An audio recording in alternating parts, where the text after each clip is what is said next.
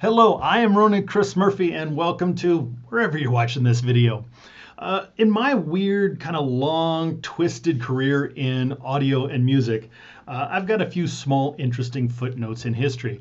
And one of those is that I was the world's first audio blogger. So I was the first guy to ever kind of create an online show doing recording tips and gear reviews and things like that. So before, people like Dave Pensato and Joe Gilder and Warren Huart started putting their fantastic shows together, I was doing Ronan's recording show.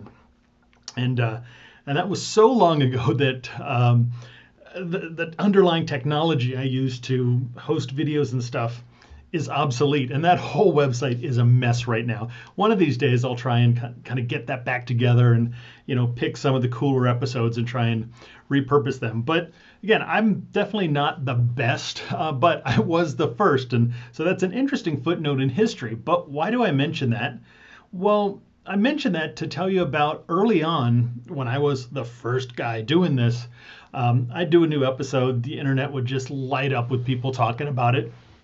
It was a lot of fun, and a lot of gear companies, software companies, etc., wanted me to sort of be connected to their stuff in some way. But I've still never actually had a episode of any of my videos sponsored. I've never taken any money for promoting any kind of gear or software, but it was kind of fun because a lot of people were reaching out to me on a regular basis to get me to play with their stuff because I love playing with gear and cool software. But there was an interesting thing that came with that. I got a few offers from some of the biggest software companies in the world asking me if I would do presets for them. And man, was that a dilemma for me, because making records and being well known for doing this work is what I do for a living. And when, a couple of the biggest software companies in the world are asking you to create, the Ronan Chris Murphy vocal preset, well, that's a whole lot of people seeing your name on a regular basis. And it was tempting, but I couldn't bring myself to do it. And the reason for that is I see presets just screwing recordings up for people so often, especially with compression and EQ. And, I do a lot of consulting work for people all over the world, mix consulting and things like that. And people will send me something and, I'll be listening going, what the heck happened? Why does this vocal sound so bad? Or why is this kick drum such a mess? And so many times the person I'm consulting with will say, it should sound okay. I just used the kick drum EQ preset, or I just used the female vocal preset. Ugh. And that's so terrible. And not that it's terrible to be at a stage in your life where you're tempted to use presets, but especially with things like EQ and compression, presets are just terrible. Like, here is a male vocal preset. Well, what the heck kind of EQ does one do to male vocal? Who knows? We don't know the range of the male singer. We don't know if that was recorded with a dark ribbon mic or a really bright, cheap condenser mic. And so a lot of times those presets are brightening up the top. And if you've recorded with like a higher register singer into a bright, cheap condenser mic, that preset is just doing damage. Even things like compression, the kind of attack times you might be inclined to use with a compressor are going to be different, literally even by language. Some languages are very sibilant. Some languages, like German, very hard versus French, which is very soft in terms of the attack. So a good mix engineer is going to go in and dial compressors in differently based on how that singer delivers or how that drummer plays a kick drum. You might do a different EQ on a kick drum based on, is it a felt beater or is it a hard plastic beater? So, again, it was a huge dilemma for me because it's pretty great promotion when, the biggest software company in the world is approaching you saying, can we put your name in front of all our customers? But I always turned it down for many, many years. But I've actually broken down and I did some presets for a company. So how'd this come about? Well, PSP is a really cool, small plugin company, and they made a EQ, the E27, modeled after the Avitis E27, which the hardware is amazing, but also the software is amazing. It's really, really good, and I use it a lot. And I'm very outspoken about how much I like that. And every once in a while it goes on sale for like 29 bucks or something. But the company reached out to me and said they were working on this new plugin. Would I check it out before they sent it out, before they released the final version? So I had a chance to play with it, and I gave them some feedback about performance, because this was still in the beta stages, and they got it dialed in. But it was a really fun plugin, so I had a lot of fun. Just really quickly, I started doing some stuff that was really useful to me, and they reached out to me and said, hey, would you be interested in maybe making some presets for us? And I thought, immediately, I thought, no, I'm not going to do it, because presets suck. Side note, presets don't always suck. A lot of reverb presets are great starting point. Delay presets are great starting points. There's a lot of things that can be interesting starting points, but still, I kind of get the willies about presets, because I see so many people coming up and recording and mixing, just butchering their stuff with presets. So my first reaction was like, nope, not going to do it. But then I started thinking, maybe this would be kind of fun, and maybe I could do some things that are just kind of have very specific purposes, or just kind of fun, cool, creative things that I could do. And the good folks over at PSP said, do whatever you want. And so I actually just made a few different presets for them. So I'm going to show you some of the presets, just a little quick overview of the plugin, not too in depth, but it'll sort of make sense why I maybe felt comfortable doing this versus something ridiculous like male vocal EQ. God, the fact that people do that is just nuts. But anyway, let's check this thing out. So these are fake drums, just something I built out of a Reason, you can see there. But let's check that out.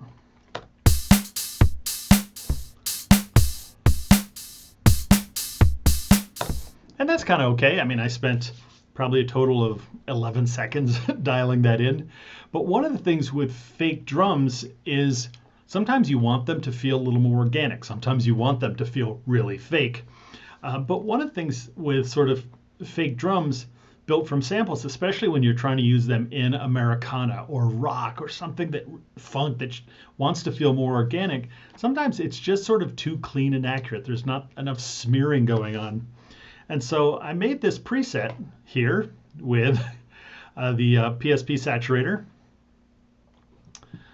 to kind of address that. So basically, it's an interesting plugin. You've got a couple different kinds of saturation modes. You've got the amount of saturation, and then warmth, just sort of thickening up the low end, and softness, which is softening the top end, which is probably my favorite part. There is a wet dry and input and output. Again, PSP asked me if I would do some presets for them, and this is in the designer section, and I gotta admit that I was kind of stoked to see my name right next to Michael Brower's. I'm not worthy to be next to him, but I'll take it anyway. And so I created this one. And by the way, I think it's kind of funny, the photo they picked to use. But Fake Drums Organic Life.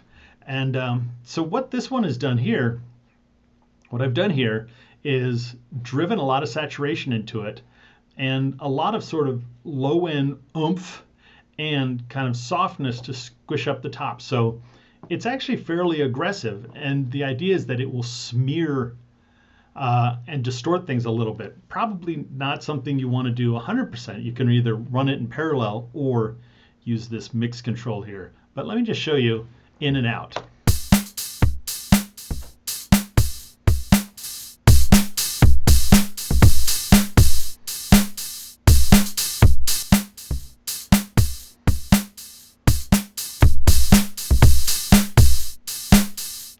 So you hear how the kick drum is resonating a little bit, and saturation will always compress things a little bit. So these peaks are about the same level. You can even see that I jogged the output down just to make sure of that.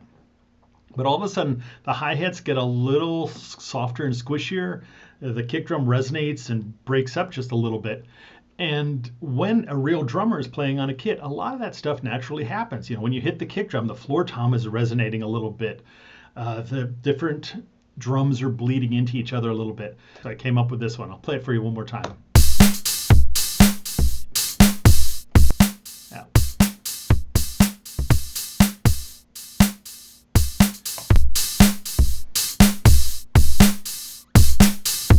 So a little bit of like that can actually, that smearing and smush can actually go a long way to making things blend in a way that would be more similar to what an acoustic drum set might do.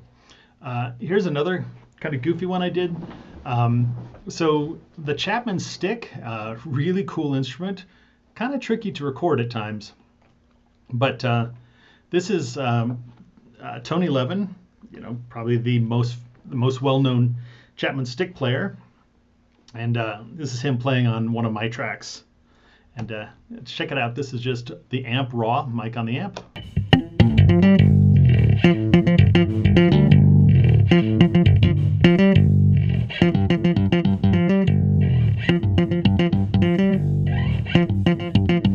So the Chapman Stick is a tricky instrument. It's got a range bigger than a piano.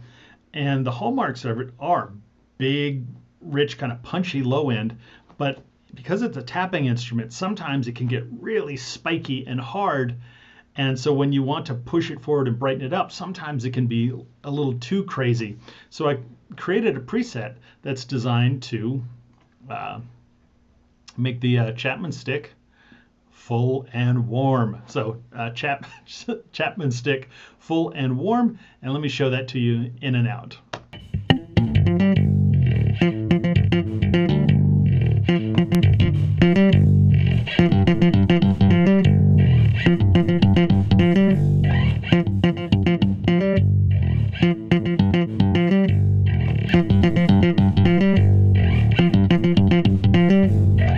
So you'll see what's going on. This is a very, again, interesting instrument because it's built up of a lot of very percussive sounds. And when I add some saturation, I'm naturally doing a little bit of compression, but creating those additional overtones on each attack is actually creating a fuller range of sound in each thing. So it can actually make the low notes sound a little richer and fuller. And I love this softness control. So I've cranked up the softness control so that the edgy spikiness of it is scaled back, but then I actually did a boost on the overall high frequency level. So it gives me a sound that I can actually push really loud in a mix without it starting to get too edgy or taking people's heads off. So here it is one more time.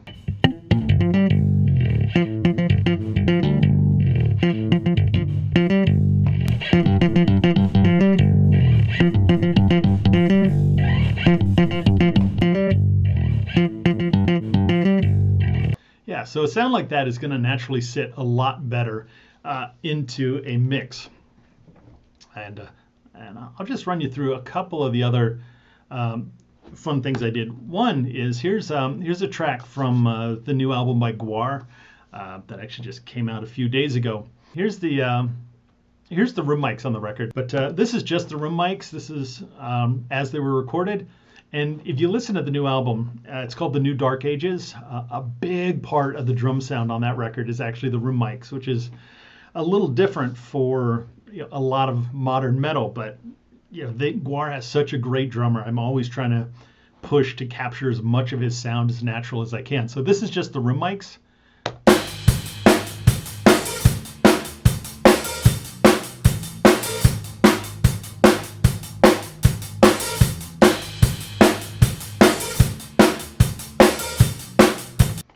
And what you're going to hear is I actually didn't do this on the record, but I thought it was a cool example to pull up.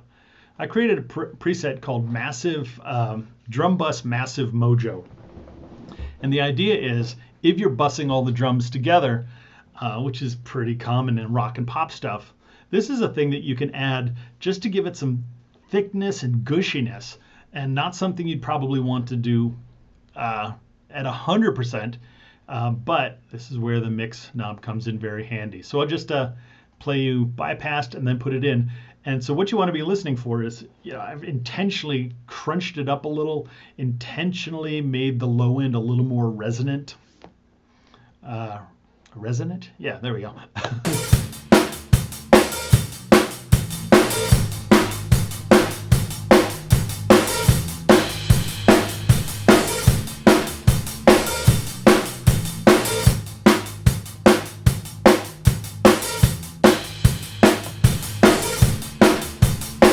So here it's getting that sort of dirty, crunchy old tape, and I've got a mix here in the preset. But let me actually show you going from all the way dry to all the way wet, so you can actually hear what's happening.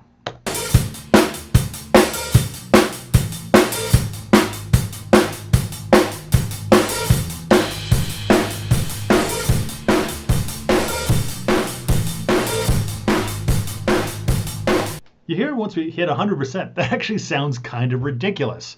Unless you're intentionally just trying to make it sound like a garage band demo tape sort of thing. But when we scale that back, even the amount where it is on the preset, you can see how just that little bit of dirt and grunge and gush coming from the saturation is actually kind of useful.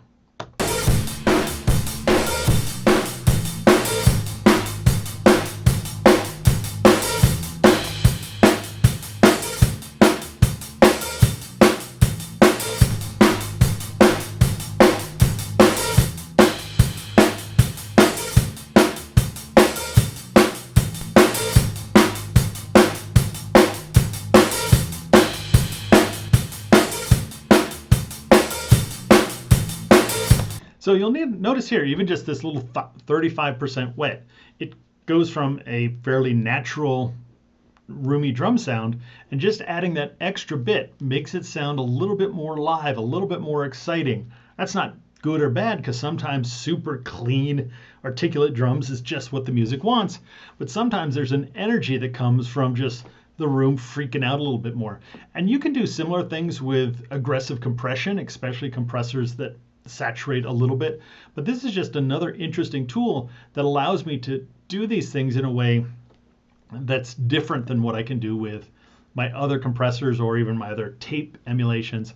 And again, I just love this. My favorite part of this is the softness control, being able to just saturate things and get them dirty, but then tame down the top end. And I'll just run you through a couple other things real quick. Here's a preset I made. Here's just a drum intro, and I made a preset called Drums Industrial Grind. So it's when you want to sort of give a live drum or even drum machine a little bit more of just a hard, crunchy, edgy industrial grind on top. And this is just the room mics again.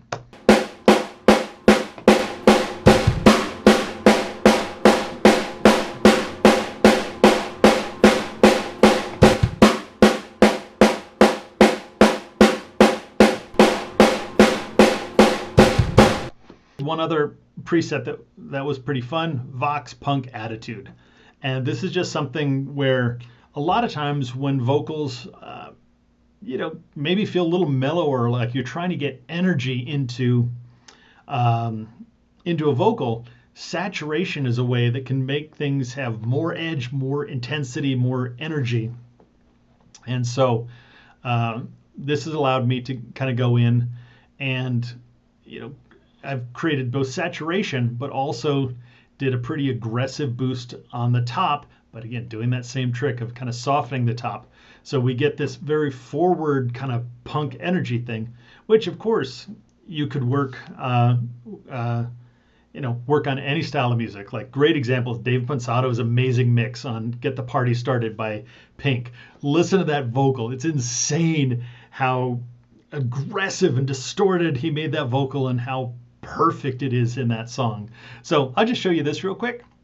Cause I don't know, who do I fight? Who do I fight? Who do I fight? Cause I don't know, keep on yelling, yeah, yeah, yeah, yeah! So this is a fun punk band from Oregon called Its Chaos. I mixed their record last year sometime, but yeah, I'll show you one more time. And just listen how, when I engage it, it gets the saturation compresses it a little bit, but pushes the brighter distortion pushes the vocal a little bit forward, makes everything a little more aggressive and consistent. And you'll hear this a lot too, like Chris Lord Algae mixes. Many of them have really aggressive, bright vocals, and this is just another strategy to kind of experiment with that technique. Who do I fight? Who do I fight? Who do I fight? Cause I don't know. Who do I fight? Who do I fight? Who do I fight? Cause I don't know. Keep on yelling, yeah, yeah, yeah, yeah. And you'll notice here real quick that if you look at the meters over here, the vocal level really isn't changing significantly, but it sounds louder. Who do I fight? Who do I fight? Who do I fight? Cause I don't know. Who do I fight? Who do I fight? Who do I fight? Cause I don't know. Yeah, so the louder, more aggressive, but without actually being louder, not pushing as much energy into your limiters and all of that kind of fun stuff. So that's it for today. I hope this was entertaining and maybe a little bit helpful. All right, thanks all. And as always, have fun and stay focused on the music.